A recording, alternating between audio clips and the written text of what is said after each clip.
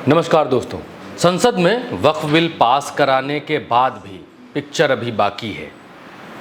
वक्फ का मामला संसद में जाकर अटक गया है। भाजपा के वक्फ कानून पर रद्दीकरण की तलवार लटक रही है। ये बिल रह पाएगा कि नहीं रह पाएगा, इस पर अभी तक संशय बना हुआ है, क्योंकि इससे पहले नरेंद्र मोदी ने कानून पास किया था, चंदा लेने वाला कानून, बॉन्ड वाला कानून, जिसको इसी सुप्रीम कोर्ट ने रद्द किया, जिस सुप्रीम कोर्ट में जाकर नरेंद्र मोदी का वक्फ बिल फंस गया है। भाजपा का वक्फ बिल फंस गया है। सुप्रीम कोर्ट में सीजेआई खन्ना के सामने ये मामला पहुंच चुका है। कपिल सिब्बल और सीजेआई के बीच में वक्फ बिल पर बातचीत शुरू हुई। कोर्ट में क्या क्या हुआ वो हम आपको बताएंगे, लेकिन उससे पहले दो याचिकाएं सुप्रीम कोर्ट के भीतर खटाखट और पहुंच गई। जिस तरीके से जेडीयू के भीतर वक्फ बिल को लेकर इस्तीफे हो रहे हैं, आंकड़े बढ़ते चले जा रहे हैं, 2 से 7, 7 से 14, 14 से 28, 28 से 50 आंकड़े बढ़ते जा रहे हैं, वैसे ही वक्फ बिल के खिलाफ संसद में याचिकाएं लगाने वालों का आंकड़ा भी बढ़ता चला जा रहा है। और आज जब संसद के भीतर ये मामला पहुंचा, जब कपिल सिब्बल और सीजेआई के बीच बातचीत शुरू हुई, तभी संसद में इमरान प्रतापगढ़ी भी वक्फ बिल के खिलाफ पहुंच गए। और इमरान प्रतापगढ़ी पहुंचे, उसके बाद दक्षिण भारत से सांसद ए राजा भी वहां पहुंच गए। सुप्रीम कोर्ट वक्फ बिल के खिलाफ याचिका लेकर पहुंच गए।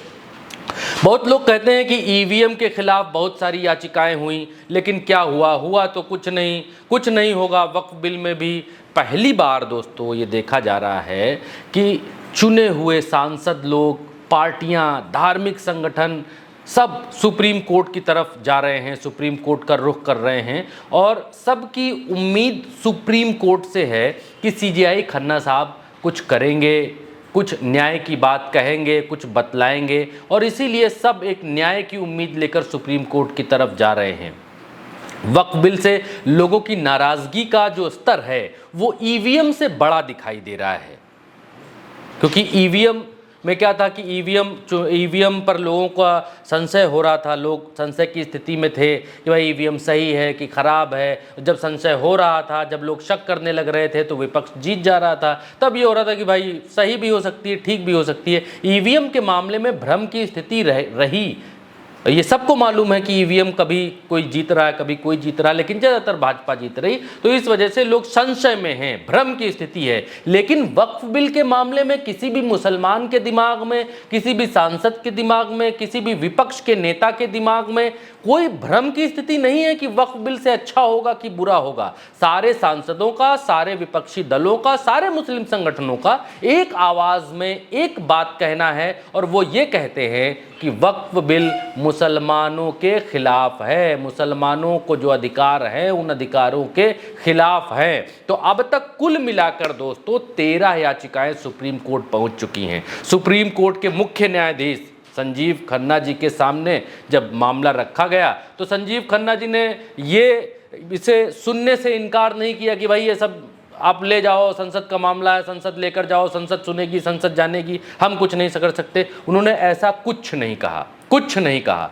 उन्होंने ये कहा कि इसको तत्काल, मतलब तुरंत नहीं इस मामले को सुन सकते हैं, समय से सुनेंगे, इसको ठीक से सुनेंगे। कपिल सिब्बल और सीजेआई के बीच में क्या बातचीत हुई वो भी हम आपको बताएंगे, क्योंकि कपिल सिब्बल जो है वो जमीयते उलेमा हिंद के अध्यक्ष जो है वो मौलाना अरशद मदनी की याचिका को लेकर उनके वकील के तौर पर सुप्रीम कोर्ट गए थे। उन्होंने इस कानून के खिलाफ दाखिल की गई याचिकाओं को सूचीबद्ध करने की अपील की। सूचीबद्ध करने का मतलब दोस्तों ये है कि 1 याचिका, 2 याचिका, 3 याचिका, 4 याचिका, जैसे टोटल 13 याचिका हो गई। जब ये सुनवाई हो रही थी तब भी याचिकाओं पर याचिकाएं चली आ रही हैं, तो 13 याचिकाएं हो गई। तो सूचीबद्ध मतलब एक साथ सूचीबद्ध किया जाए इन याचिकाओं को, और इनकी सुनवाई जो है वो एक साथ की जाए। सीजेआई खन्ना ने कपिल सिब्बल से पूछा कि जब भाई ईमेल भेजकर तत्काल सुनवाई की मांग की प्रक्रिया है कि भाई कंप्यूटर में खड़ मेल टाइप करो और भेज दो और बताओ हमको कि इस पर तत्काल सुनवाई की जाए, तो फिर आप लोग यहाँ क्यों चले आए, मौखिक जो है इसका उल्लेख क्यों कर रहे हैं। कपिल सिब्बल से जो है मेंशनिंग लेटर, इसको जो है कानूनी भाषा में कहते होंगे, उन्होंने कहा कि मेंशनिंग लेटर आप प्रस्तुत करिए। कपिल सिब्बल ने कहा कि वो इसको पहले प्रस्तुत कर चुके हैं, और सीजेआई ने कहा कि वो दोपहर बाद जो है जांच करके, जो लेटर आपने हमको भेजा है उसको जांच करके आवश्यक जो है कार्रवाई वो करेंगे। उन्होंने ये जो वर्ड्स हैं कि आवश्यक कार्रवाई करेंगे, आपने जो भी लिखित में दिया है, जो भी लिखा है, कहा है, उसमें आवश्यक कार्रवाई करेंगे जांच करके। सीजीआई ने कहा, उनके वर्ड्स में आपको बता रहा हूं कोट करके, उन्होंने कहा कि सभी आवश्यक मामले दोपहर में मेरे सामने रखे जाएंगे। जब हमारे पास एक प्रणाली है तो आप मौखिक में इसको क्यों बता रहे हैं? इसे दोपहर में मेरे सामने प्रस्तुत किया जाएगा, तब मैं आवश्यक कार्रवाई करूंगा। अब आवश्यक कार्रवाई क्या हुई कोर्ट से अभी तक वो निकल कर नहीं आए हैं जब तक हम आपके सामने ये वीडियो कर रहे हैं। 4 अप्रैल को घंटों की चर्चा हुई भाई संसद के भीतर, वहाँ वक्फ बिल को लोकसभा और राज्यसभा में पारित कर दिया गया। 5 अप्रैल को इसको राष्ट्रपति के पास भेज दिया गया, मंजूरी हो गई। केरल के सुन्नी विद्वानों के जो संगठन हैं वो जमीयत उलेमा ने जो है 6 अप्रैल को इस बिल को चुनौती देते हुए एक रिट दाखिल कर दी।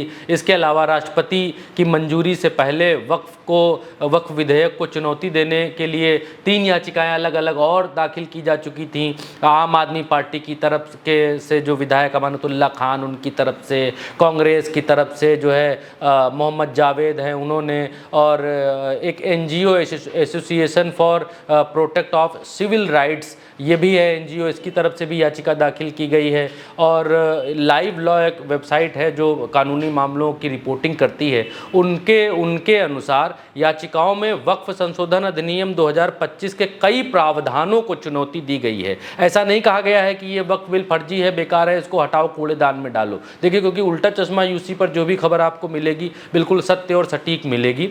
इनमें कहा गया है कि इसके तमाम सारे जो प्रावधान हैं वक्फ बिल के, उनके खिलाफ ये याचिका दी गई है कि भाई इन प्रावधानों में गड़बड़ी है, सुप्रीम कोर्ट महोदय जी, इनके खिलाफ आप कुछ करिए, कुछ बताइए। और कोर्ट से इसमें कहा गया है कि केंद्र सरकार को अधिनियम की जो धारा 1 है, धारा 1 के 2 नंबर जो उसका पैरा है, उसके तहत अधिसूचना जारी करने से रोका जाए। इसके अतिरिक्त धारा 3D और 3E को भी चुनौती दी गई है, जिसमें कहा गया है कि ASI संरक्षित स्मारकों पर वक्फ का दावा मान्य नहीं होगा और अनुसूचित जातियों की संपत्तियों पर वक्फ नहीं बनाया जा सकेगा। साथ ही केंद्रीय वक्फ परिषद और राज्य वक्फ बोर्ड के पुनर्गठन को भी याचिका में चुनौती दी गई है। पुनर्गठन का मसला ये है कि केंद्रीय जो, क्योंकि मैंने 2-3 दिन तक संसद देखी है, समझा है क्या कहा है किरण रिजिजू ने, तो केंद्रीय वक्फ